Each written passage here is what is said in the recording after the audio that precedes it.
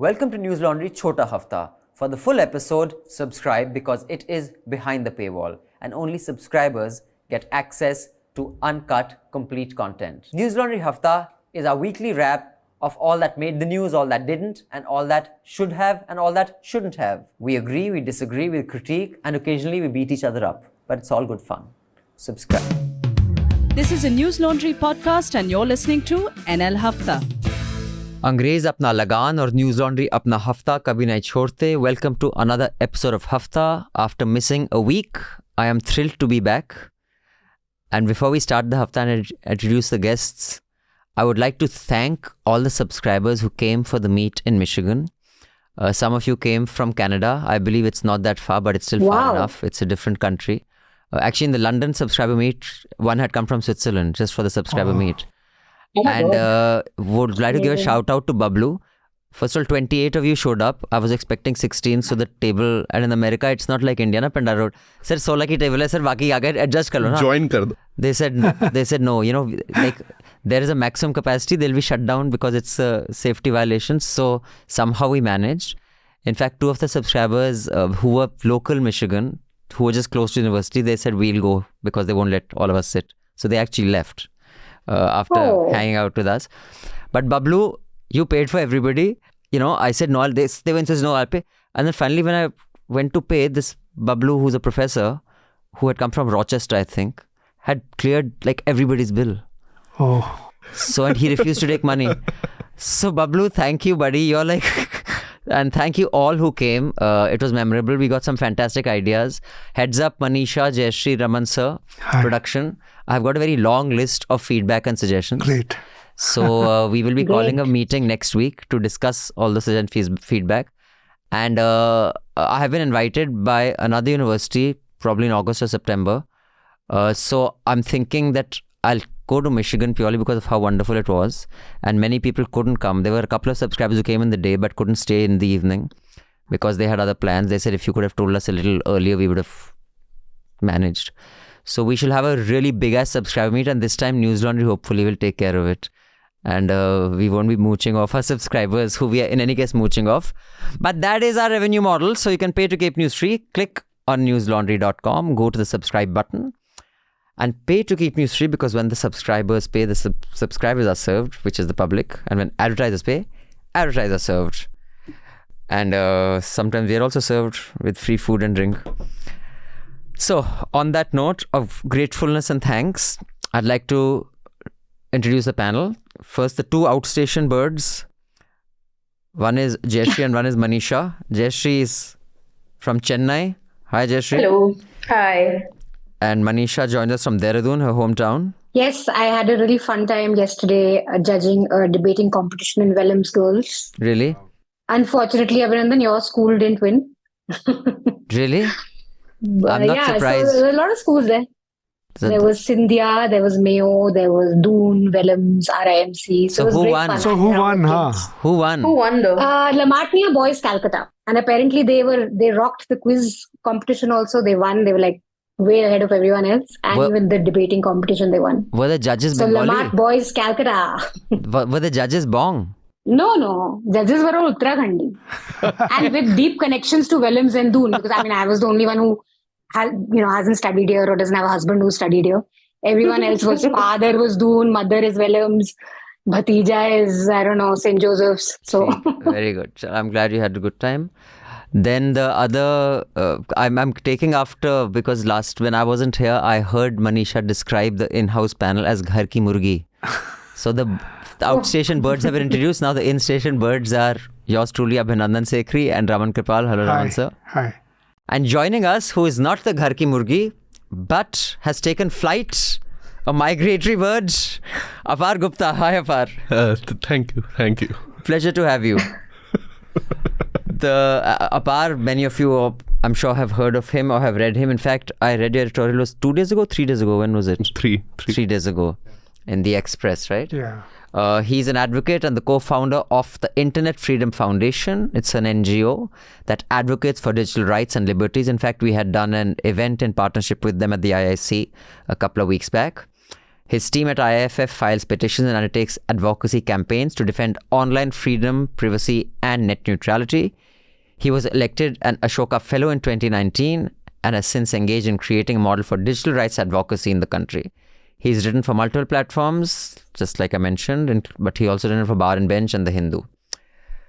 So thank you, Apar. Soon after your IAC function, IT Ministry came up with this draconian law. Yes. So you will, for a change, get some informed inputs on Hafta as opposed to just our in-house gyan payloing on these rules. That's coded language for boring. Nahi yaar, come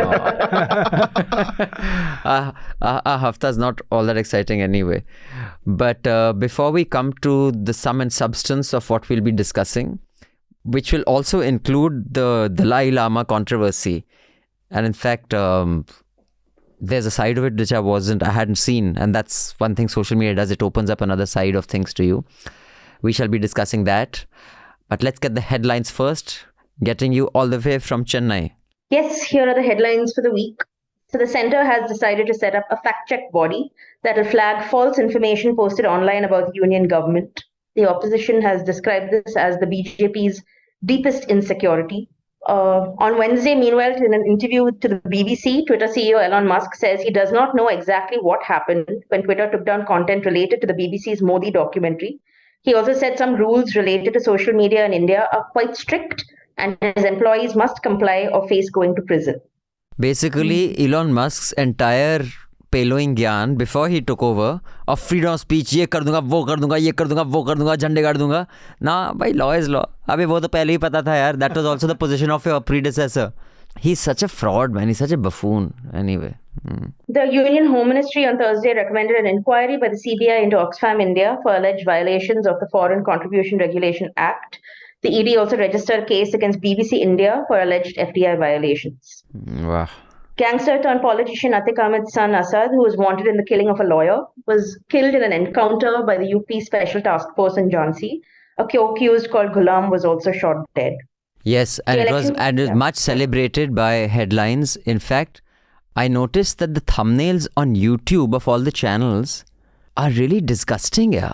And they don't. So the ticker and the headline in their primetime debate is very different from what they put on YouTube. It is, sorry, Ghulam is his name, right?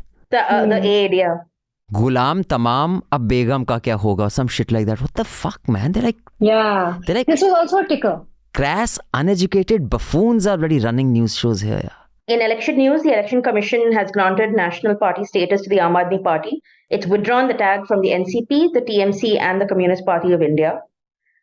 In Karnataka, the BJP has released its first and second lists of candidates. The first list had about 189 names, of which 52 are new.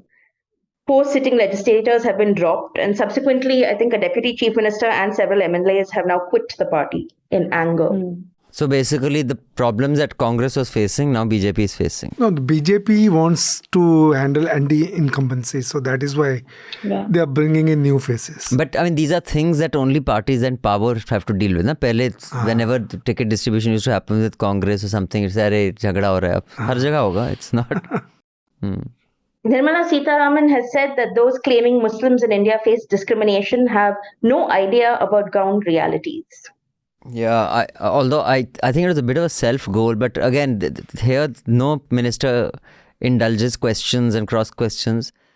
Her entire thing, which sounded something like this. India has the second largest Muslim population in the world.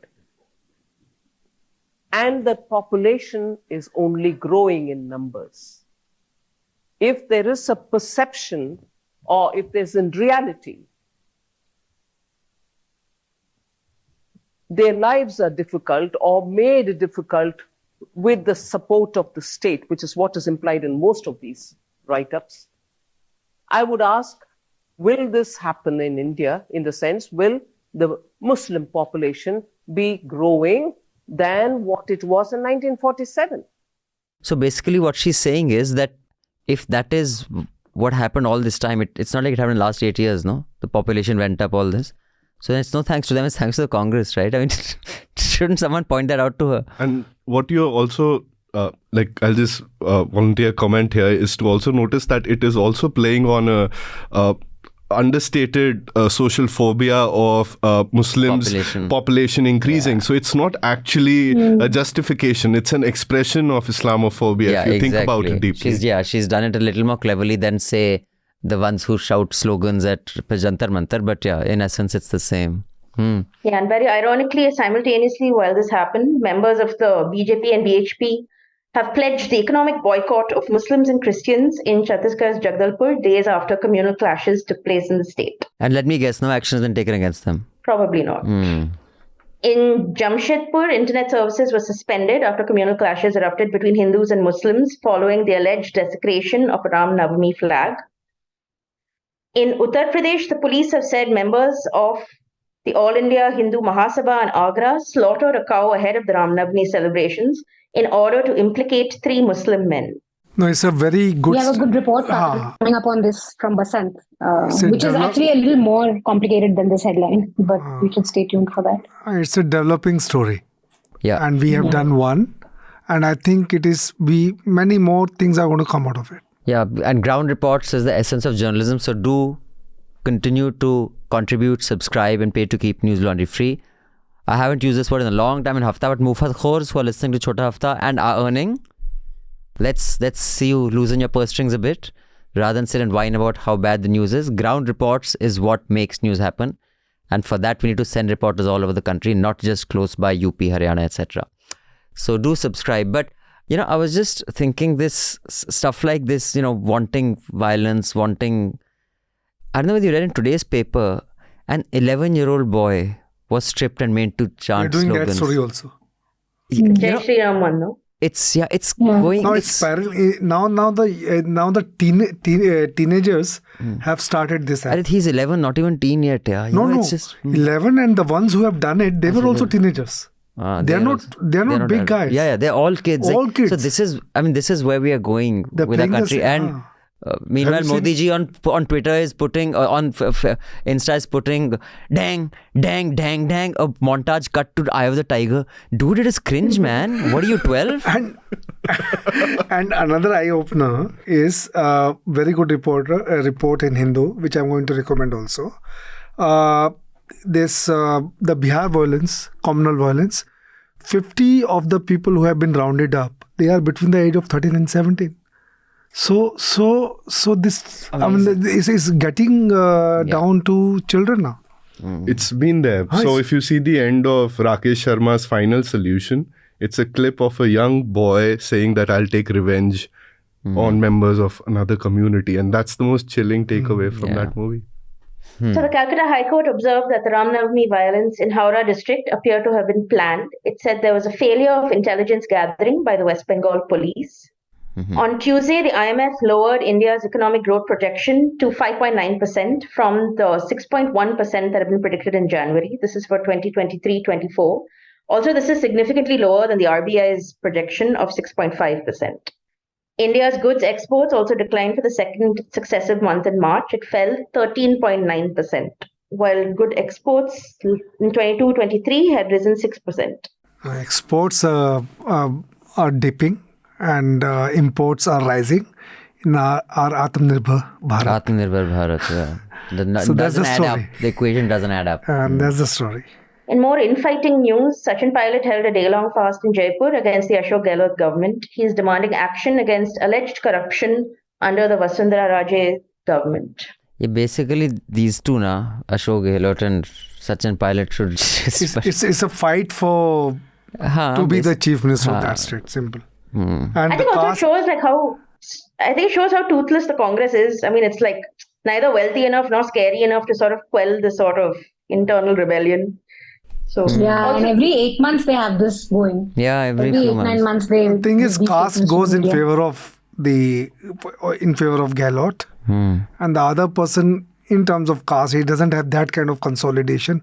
No, and when it comes to the total number of MLAs, even when selecting candidates, Pilot doesn't have much. He doesn't have the numbers, doesn't have the numbers. Also, I should say that of all the state governments giving ads in newspapers in Chennai, the face I see the most is Ashok Gehlot.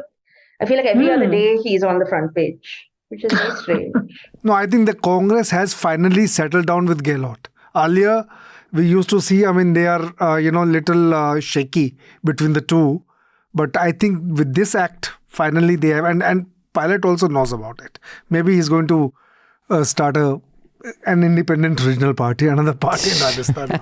No, that will never work. No, for I him. don't think that'll work. His best chance is moving to BJP. Yeah. BJP, but this fasting is against the Scindia, the BJP. So I That's doubt true. whether Actually, he that will would be a have difficult join one. BJP, yeah. No, but I agree with Manisha. I do think, unless he has scruples, which is very rare, I do think he'll go to the BJP eventually. Anyway, in sad news, India on Thursday recorded 10,154 new cases of COVID. This is the highest single-day rise in 8 months. Although Delhi recorded over 1,500, but hospitalizations are very few and just 2 deaths. So it's milder strain, clearly. The budget session concluded on Thursday after both houses of parliament were adjourned following massive protests by the opposition. In Rajasthan, a 30-year-old Dalit woman died after she was allegedly raped and set on fire. Also, just this kind of violent headlines there are, and that video of that guy who was thrashed to death in Shahjahanpur, UP, that transport, some Gupta transport or Sekhri transport or something. Manager. It was, manager. And you're doing something like that, and why are you recording it, dude? I don't understand. People are sick here. Absolutely sick. But it's like how in Karnataka also they almost live streamed just before the lynching of that Muslim near a police station. They were literally 500 meters from a police station, but live streamed it online. So 2 interesting updates from Tamil Nadu and Telangana. In Tamil Nadu, hours after the assembly passed a resolution criticizing the governor R.N. Ravi passed the online gambling bill. It had been pending before him for 131 days. And hours before, the Supreme Court heard the Telangana government's petition against its governor for refusing to act on bills. Governor Tamilisai Soundararajan cleared 3 pending bills. Basically, as if there wasn't enough infighting among everybody, the governors now, that is the role of them. Don't make life easier for the Modi state. is fighting through governors, in all these non-BJP states. Yeah. Like the Telangana government has gone to the Supreme Court because this governor has refused to act on about 10 bills. So they've taken it to the court. The Dalai Lama this week issued an apology. This is after a video showing him kissing a child on his lips triggered outrage on social media. Yeah, we'll be discussing that in some detail because many people who are of Buddhist religion are really angry that the Dalai Lama had to apologize because they think there's nothing wrong with that. So there's clearly a cultural mismatch which we shall discuss. According to a report by the Association for Democratic Reforms, 29 of the 30 incumbent chief ministers in India have assets worth crores.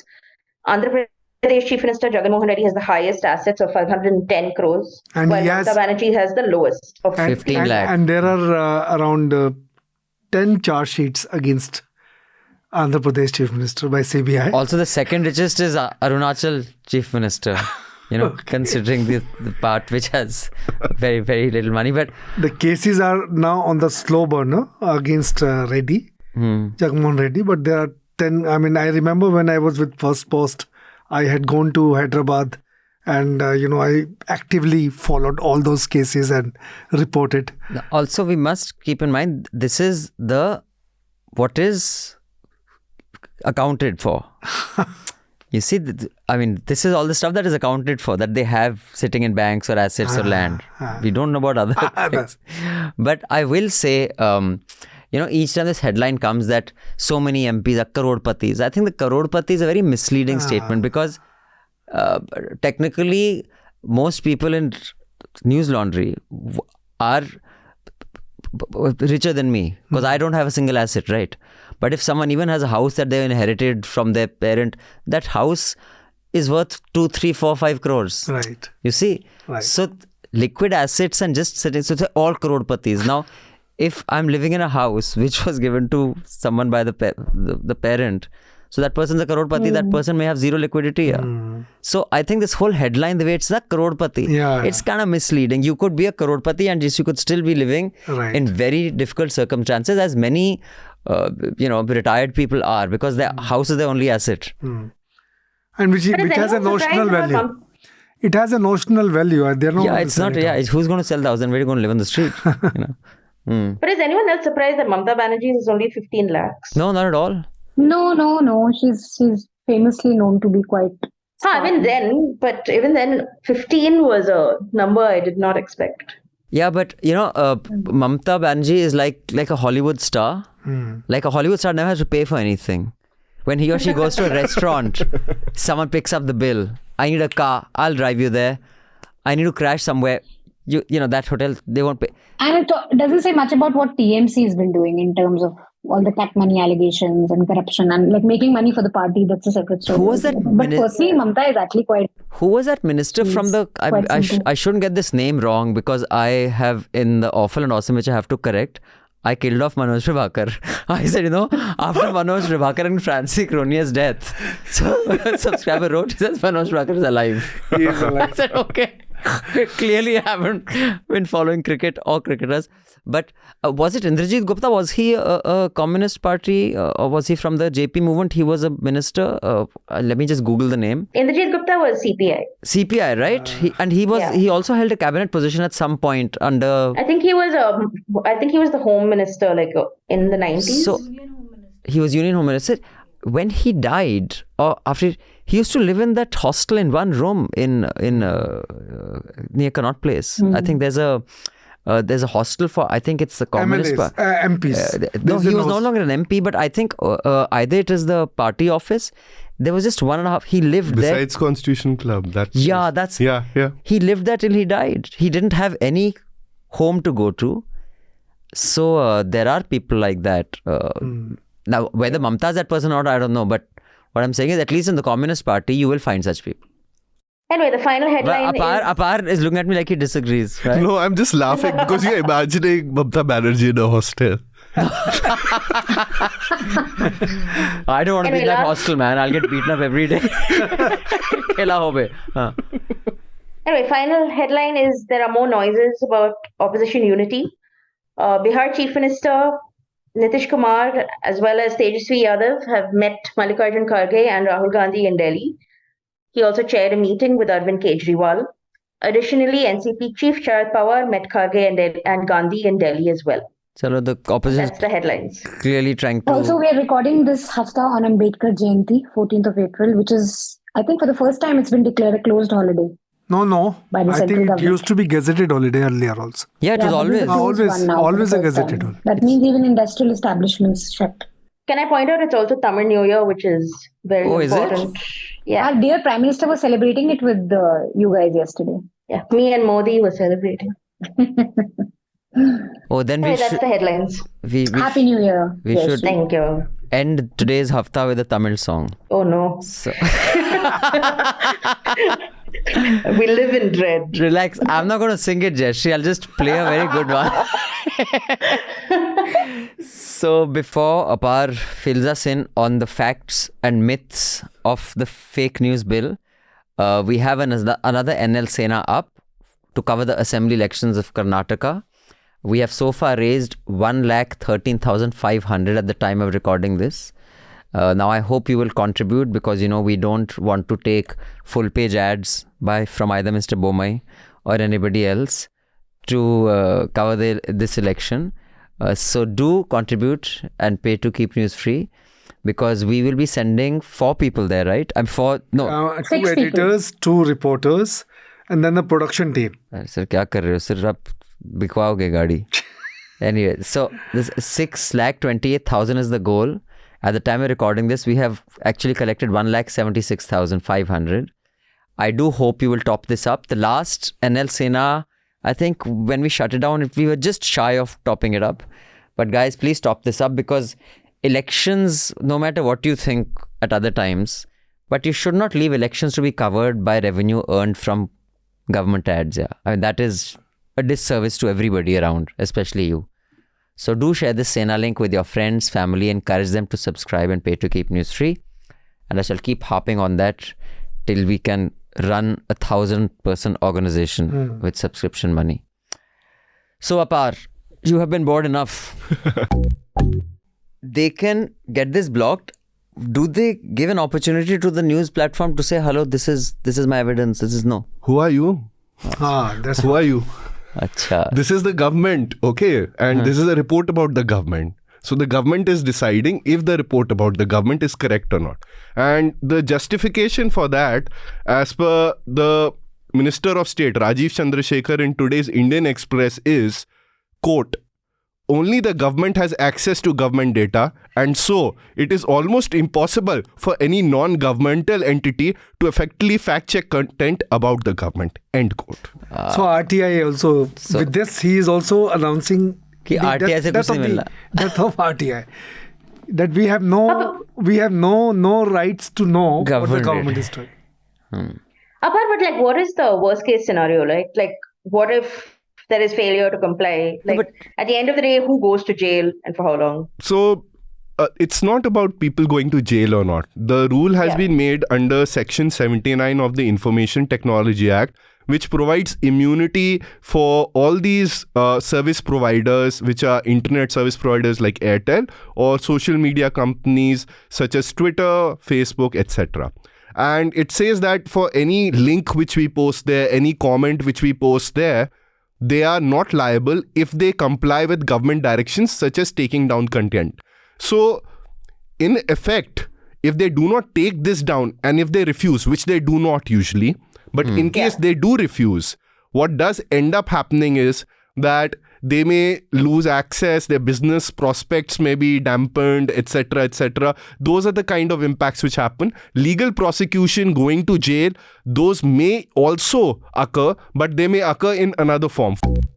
So you're saying they can send this to the platform or the service provider, and I won't even know why it's been blocked. Yes. No, you won't. Directly it'll go to the service provider. That is why beauty. That is why we have been saying this is Orwellian. This is something which is tantamount to secret censorship, because if you look at the rule by itself, there is nothing in it with regard to what lawyers call as natural justice, giving a person, an impacted party, opportunity of hearing, show cause, reasons, passing an order, giving them a copy of the order, and of course the public, they need to know what all has happened. And what we've noticed from Mighty in the past, and I'll just wrap this up by saying, is that it started to put out, rather than that legal order, a press release or a tweet we have fact-checked. Okay, so you can't check the details, and that is meant as a limited form of transparency which is used to rally people to that cause. That look, the government is so good, it's looking out for you. And at best, what you have in addition to that in terms of transparency are some aggregate numbers provided in responses to parliamentary questions, but you never get to see the legal order. But do you have high hopes from this Kunal Kamra's challenge in the Bombay High Court? I think the High Court has asked the government for a response. Oh yeah. Do you think something might come of that? Was saying that if we believe, a story in Indian Express, it was quoting the sources in IT ministry. So the kind of operators they are coming up with, and the ministry says that we should be satisfied with that. We should be happy about it. And that's the only hope they are giving it to us. And that operator says there are going to be 4 members, one from the IT ministry, another from Indian Information Ministry, and then the 2. One media expert. I want to know who's that expert. One media expert, and the 4th, a legal expert. And that's the media expert will be to the right of Swapan Das Gupta. So okay, we'll at the end of the discussion we'll put 2 names hat into the ring, and when the expert is announced, let's see who gets it right. I'm saying the 2 names I'm putting are Smita Prakash and Sudhir Chaudhary. These are my 2 nominees. Let's see who's win. So this is the only hope these people are giving to us. But as Apar says, I think legally this Kamra case, I think, is very potent. It's very solid. It completely negates the fundamental right. So a scroll article on children in Bihar eating frogs owing to food shortage was fake news, according to PIB. Oh, a brute video that spoke about quality issues with PPE kits was fake news. Imphal Times, which is a very strong force in Manipur, they had a story on lack of COVID-19 infrastructure that PIB said is fact-checked it and said fake. So these are the kind of stuff that they're going to obviously flag. And I think what is worrying is this And, fake false is fine. The moment you throw misleading into the ring, everything according to government is misleading. Yeah, misleading is such a vague when word. There was an oxygen shortage. You had UP government saying point blank that there is no shortage of oxygen. Yeah. Misleading reports. So that, it's so clear. And I'm just very surprised. I don't know, DigiPub has done, has sent proposals and stuff, but this is really something that the entire media should be up in arms against. Because what are you going to do with source-based reporting? You had this, again, with PIB fact check, you had a report that Indian Express had done. Their crime reporter, I remember very clearly, had done this report, which said that, in the FIR, one of the audio clips of the Markaz guys, the Tablighi Jamaat head, Asad, it's doctored. So one of the evidences is doctored, and this was a source-based story that they got from Delhi police. PIB said fake news. And there's going to be so much of reporting often and especially in these times when people don't want to speak up, when, RTI has been systematically killed, you don't get enough documentation. It can be a leaky source in the ministry. So on that note, we shall move on to the next discussion. But before I do that, I want to remind everybody that the US subscriber meet was overwhelming. Thank you all so much. Do tell your friends and relatives to contribute and pay to keep news free. Speaking of meetups, I'm going to be in London, and we shall have a subscriber meetup in London because I'm there for a conference between the 10th and the 14th. So we shall give you the exact day and time of the meetup as well. But if you're interested, write to subscription@newslaundry.com. I repeat, subscription@newslaundry.com, so that we can organize a place and we don't run into a problem like we ran into in the US, that there were way more subscribers than there were seats. So we shall book a place that can accommodate all of you. Bring a friend who we can convince to subscribe. So between the 10th and 14th of May, if you are in London or around and would like to be a part of this subscriber meetup, do write to us at subscription@newslaundry.com. And the legal fund is up again because we have been granted interim relief by the Supreme Court. But we have several other ongoing cases. In fact, we have another hearing this week on the India Today case. And we've spent over 36 lakh in legal fees so far. So you can also contribute to our legal fund. There are lots of funds you can contribute to. In the good old days of journalism, these will be the good old days one day. Can you imagine? We'll be able to see, the good old days aise hota tha. But we should quickly vote on who we think would be the media expert. Yes, so please pick. I pick Sudhir and IANI, what's her name? Smita Sharma. Smith. I pick Kanchan Gupta or maybe like Shashi Shekhar Vempati. Okay. But every ministry will have to have one, no? No. Will it really? I thought it's one. I think as per the Indian Express, this is going to be the one order. They're going to start with one fact check unit. Right. Yeah. Okay. So those are Manisha. Who are yours? Maybe some obscure person that we don't know of. Some RSS guy who's been in the media. Okay. I have a suggestion. I don't think it'll be ANI editor Smita. That'll be a bit much. I think to make it more acceptable to young people, they should pick someone like Ranveer Allabadia, beer biceps. I think. That's an interesting one. Yeah, it'll get a lot of shares and likes. Raman, An influencer on the acceptable then. Yeah. Raman, you have any two names? Very difficult to say. I thought of Kanchan Gupta, but I think Kanchan Gupta has many friends on the other side, so he may, sway. Say if something. He's already doing his bid as a foreign basher. And he's always under the radar. Even during Vajpayee's time. Also, in Dehradun, it had a very large Tibetan refugee camp in the 70s and 80s when I lived there. So we used to see a lot of these Tibetan, and they were first generation refugees, many of them. So the thing of which, we used to find disgusting, but it wasn't so unusual for a mother to chew the food and give it to a child who didn't have teeth. Like birds do. Of course, they don't regurgitate, but they just chew it. They just break it down rather than break it on their hand, they break it on their mouth. Now, that was quite common to see when they'd, have the Tibetan markets and we'd go hang out there. So, this person, at least on my Facebook, has explained the Tibetan way of life, etc., etc. At the same time, there was that Rani Mukherjee film that came out about the I was Norwegian just going to talk about that, Mrs. Chatterjee. the Norwegian government taking her children, and the Norwegian ambassador wrote a piece defending his country, and that is much of what has been shown in the film is not true. That wasn't the reason she was taken, etc. And there are cultural differences. Similarly, in the US, you go there, certain things that are not considered rude, which I would consider rude, but they don't consider it rude. So, in such a hyper-connected world, are cultural differences causing unnecessary outrage? And in this case, in the Dalai Lama's case, is there a legitimate, reason for some Buddhists and Tibetans to push back and say, dude, he didn't have to apologize. We are okay with it. Who the fuck are you? So that is the context. So let's start with Jayashree, because she was the most quiet in the last conversation. No, okay. So let's assume a culture of doing this, and also that he is affectionate, he's playful, he's kissed leaders before. I think there's that iconic photo of him with Desmond Tutu where they're kissing each other. Look, and the interesting thing is also that the Dalai Lama is a darling of the West. In the past, he's been funded by the US government. I think he got $180,000 a year subsidy from the CAA.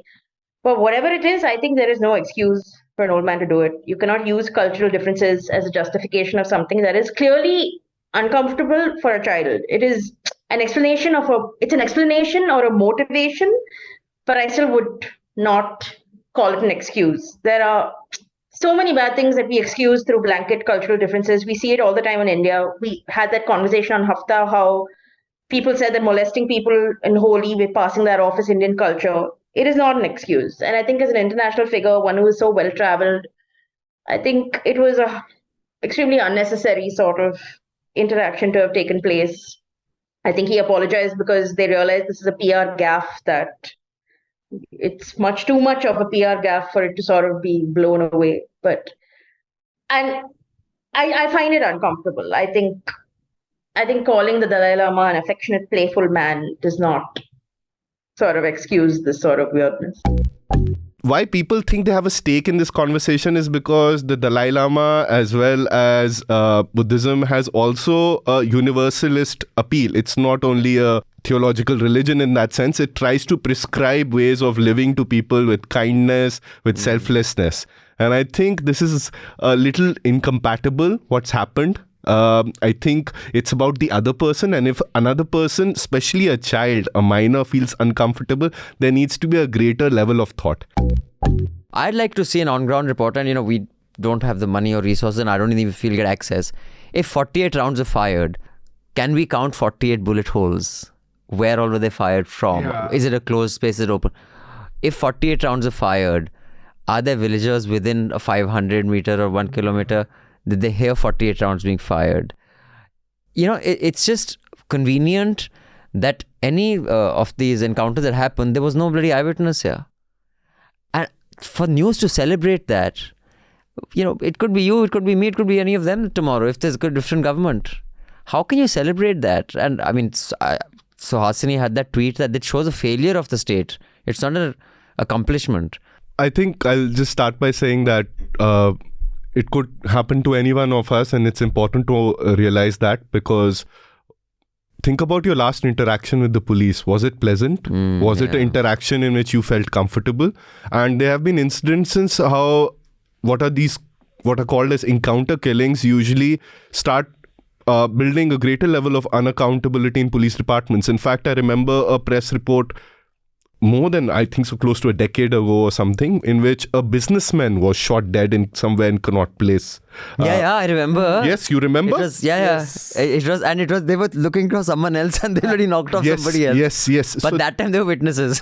Yes, but these things happen. Right. The second thing I'll point out is extrajudicial killings have been happening in India for a long period of time. You can read Kannibaram Speaking Constitution, which has just come out, to just see what happens. And that's to account for what is conceived as inefficiency in our judicial process to convict and give certain punishment to people who have committed serious crimes. So it is a loss of faith in the criminal justice system.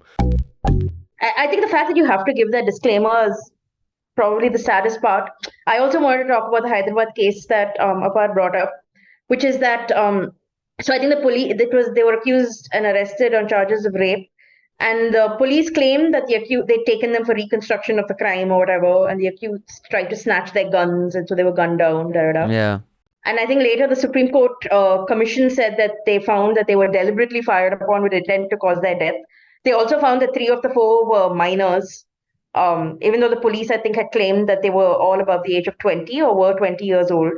And I feel like I spoke about this last week also, but India's criminal justice system, I mean, no sensible person can look at encounter killings and say they're good.